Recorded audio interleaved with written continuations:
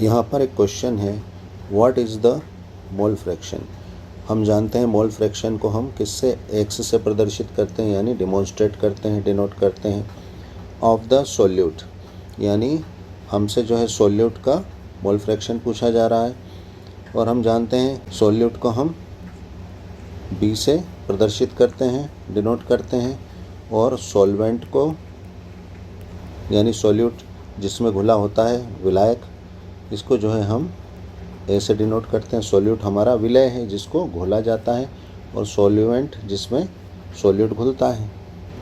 इन ए 1m aqueous solution, 1m यानी 1 molar, क्योंकि हम जानते हैं कि स्मॉल m क्या होती है, मोलेलिटी होती है।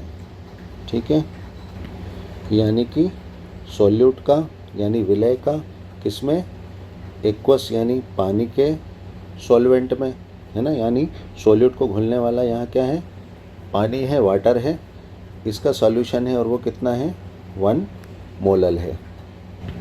तो यहाँ पर जो है सॉल्यूट का मोल फ्रैक्शन यानी XB, क्योंकि हम जानते हैं सॉल्यूट को हमने B से डिनोट किया है और यहाँ पर X क्या है, मोल फ्रैक्शन है। तो ये क्या हो जाएगा, सॉल्यूट का मोल फ्रैक्शन। तो यहाँ पर ये सॉल्यूट का मोल फ्रैक्शन होगा C, यानी 0.0177। ये किस तरह से होगा, आइए हम देखते हैं। तो यहाँ पर हमें क्या पूछा गया है, जो है मोल फ्रैक्शन ऑफ सॉल्यूट, और मोल फ्रैक्शन ऑफ सॉल्यूट का एक्सप्रेशन क्या होता है, इसका फार्मूला क्या होता है, NB, यानी number of moles of solute यानी विलय के मोलों की संख्या, अपॉन सॉल्यूशन में प्रेजेंट सॉल्यूट और सॉल्वेंट यानी विलय और विलायक के दोनों के नंबर ऑफ मोल्स का सम, यानी NB प्लस NA। यहाँ पर NA नंबर ऑफ मोल्स है यानी मोलों की संख्या है, किसके लिए, हमारे सॉल्वेंट के लिए यानी वाटर के लिए। अब हमें यहाँ पर NB की वैल्यू दे रखी है ना, क्वेश्चन में गिवन है, कितनी है, नंबर ऑफ मोल्स किसके, सॉल्यूट के लिए यानी B के लिए कितनी है, 1 मोलल है, यानी NB कितना है हमारा, 1 है। अब हमें NB की वैल्यू तो गिवन है क्वेश्चन में, लेकिन हमें NA निकालना है, यानी number of moles of solvent यानी वाटर के, पानी के मोलों की संख्या। तो हम जानते हैं कि नंबर ऑफ मोल्स निकालने के लिए क्या फार्मूला होता है, N is equal to W/M, जहाँ पर जो है W क्या है, वेट ऑफ द सॉल्वेंट, और M क्या है, molecular mass of the solvent. और ये नंबर ऑफ मोल्स हम किसके लिए निकाल रहे हैं, सॉल्वेंट के लिए यानी विलायक के लिए, जिसको हम किससे, A से प्रदर्शित करते हैं। तो ये वेट यहाँ पर किसके लिए हो गया, A के लिए, सॉल्वेंट के लिए, और यहाँ पर मॉलिक्यूलर मास ये किसके लिए हो गया, हमारे सॉल्वेंट यानी A के लिए। ठीक है, तो यहाँ पर हम वैल्यू पुट कर देंगे तो हमारा क्या आ जाएगा, number of moles of solvent यानी विलायक के मोलों की संख्या आ जाएगी।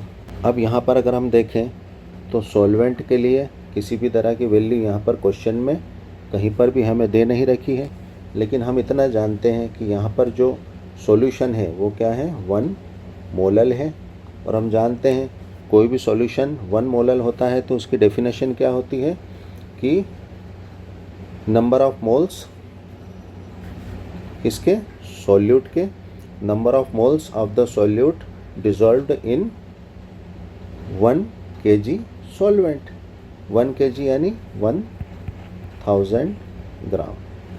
ठीक है ना। तो यहाँ पर डेफिनेशन से क्या होगा कि जब सॉल्यूट के कितने 1 मोल्स किस में डिसॉल्व्ड हो, 1000 ग्राम सॉल्वेंट में हो यानी पानी में हो, या 1 kg सॉल्वेंट में हो, पानी में हो, तो इसकी मोलैलिटी क्या है, 1 मोलल है। तो यहाँ डेफिनेशन से हमें क्या पता चला कि जब भी सॉल्यूशन क्या होता है, 1 मोलल होता है, इसका मतलब सॉल्यूट के 1 मोल, ठीक है ना, सॉल्यूट के 1 मोल किस में डिसॉल्व होते हैं, 1 kg सॉल्वेंट में, और हम जानते हैं 1 kg क्या होता है, 1000 ग्राम सॉल्वेंट हो जाएगा, यानी यहाँ पर सॉल्वेंट क्या है, वाटर है। तो यहाँ पर सॉल्वेंट का वेट क्या हो जाएगा, कितना हो जाएगा, 1000 ग्राम हो जाएगा। ठीक है, तो यहाँ पर WA कितना हो जाएगा, 1000 ग्राम हो जाएगा। ये हमें वेट मिल गया, किसका, सॉल्वेंट का मिल गया। अब हमें यहाँ क्या, मोलर मास या मॉलिक्यूलर वेट हमें जो है वाटर का यानी सॉल्वेंट का, विलायक का निकालना होगा। तो हम जानते हैं H2O यानी HOH। ठीक है, तो इसका मॉलिक्यूलर वेट क्या होता है, हाइड्रोजन का क्या होता है, 1 होता है, और यहाँ पर क्या है, 2 हाइड्रोजन है, तो 1 और 1 ये 2 हो जाएगा। और ऑक्सीजन का एटॉमिक वेट क्या होता है, हम जानते हैं जो है 16 ग्राम होता है। ठीक है, तो हाइड्रोजन का जो है 2 हाइड्रोजन का 2 ग्राम हो गया, और एक ऑक्सीजन का क्या हो गया, 16 ग्राम, यानी टोटल कितना, 18 ग्राम जो है मॉलिक्यूलर मास, मॉलिक्यूलर वेट हमें किसका, वाटर का मिल गया। यानी हमारा MA कितना हो जाएगा, 18 ग्राम हो जाएगा। अब यहाँ पर इस फार्मूले में यानी किसके, number of moles of solvent यानी विलायक के मोलों की संख्या पता करने के लिए अब हम यहाँ पर इसकी वैल्यू पुट कर देंगे, किसके, WA और MA की, जो कि हमारे पास अब अवेलेबल है। तो क्या हो जाएगा, NA is equal to WA हमारा कितना है, 1000 ग्राम, और हमारा जो है MA ये कितना है, 18 ग्राम है। तो अब इसको जो है हल करने पर हमें क्या मिल जाएंगे, number of moles of solvent यानी विलायक के मोलों की संख्या हमें मिल जाएगी। इसको हल करने पर हमें जो है NA कितने मिल जाएंगे, 55.5, यानी वाटर के नंबर ऑफ मोल्स कितने हो जाएंगे, 55.5 हो जाएंगे। अब हमें इस फार्मूले में रखने के लिए सारी वैल्यूज़ मिल चुकी है। अब हमें वैल्यूज़ पुट करना है। तो क्या हो जाएगा, यहाँ पर हमारा जो है NB क्या है, 1 मोल है। ठीक है, और नीचे हमारा फिर NB ये क्या है, 1 मोल है। ये तो हमारे क्वेश्चन में ही गिवन है, दे रखा है। और यहाँ पर हमारा NA कितना आया, 55.5। इसको हल करने पर क्या आ जाएगा हमारा, 0.0177 ये वैल्यू हमें मिल जाएगी, जो कि हमारा क्या है, mole fraction of the solute, यानी आंसर हमारा C आ जाएगा। Thanks for watching.